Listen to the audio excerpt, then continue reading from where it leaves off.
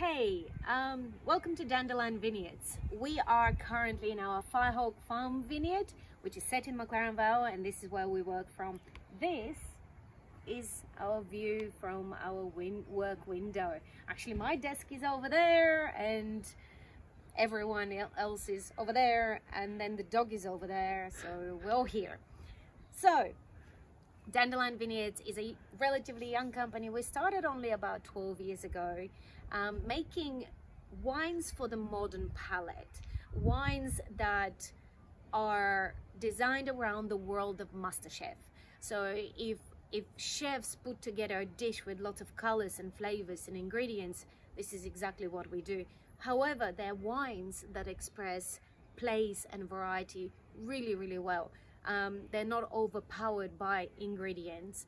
They are literally of the land. We try to keep as much possible to what the land gives us.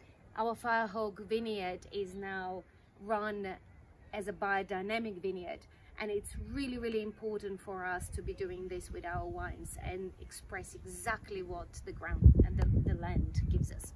Today we're gonna try a couple of wines that we make and that you have in your fair land of Sweden.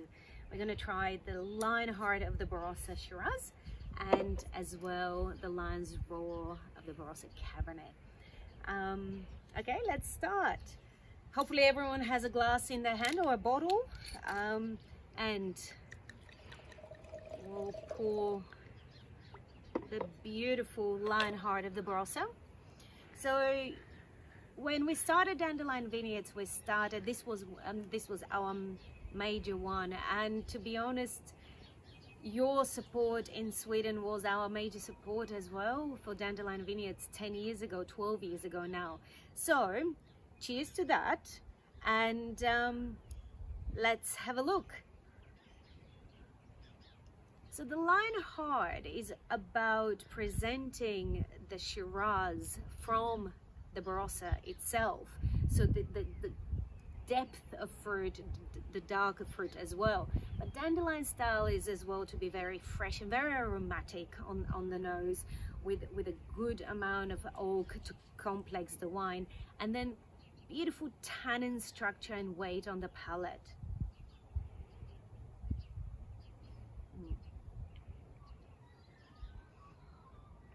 So fresh that it gets all the juices, the saliva going, and you can't wait for the next sip or for a bite with your food. We've got dark cherries, dark plums on the nose.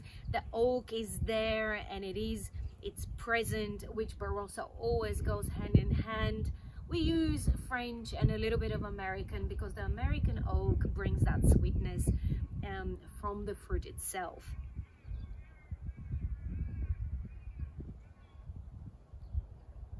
And then on the palate, it's almost like the plum pastis kind of concentration and thickness, and those tannins that just cover the mouthfeel and make you want to take another sip. Now, the Lionheart vineyard is set right in the middle of the Barossa, in some of the darkest of earths as such. So if you look at the Barossa map, there's a town called Tanunda and a sepulchral area.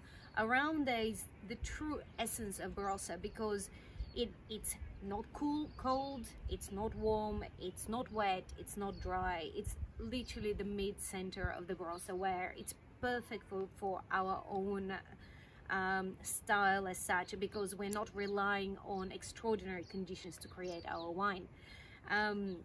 It is one of the pretty vineyards to visit, and around us we also make a Merlot from there and a Roussanne as well. It's one of our best vineyards that we work with. The Lionheart is named after a grape grower that we had many years ago when we started.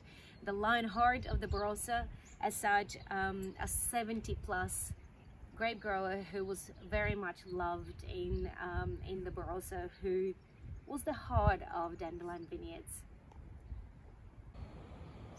Right, next we're going to move on to the Cabernet.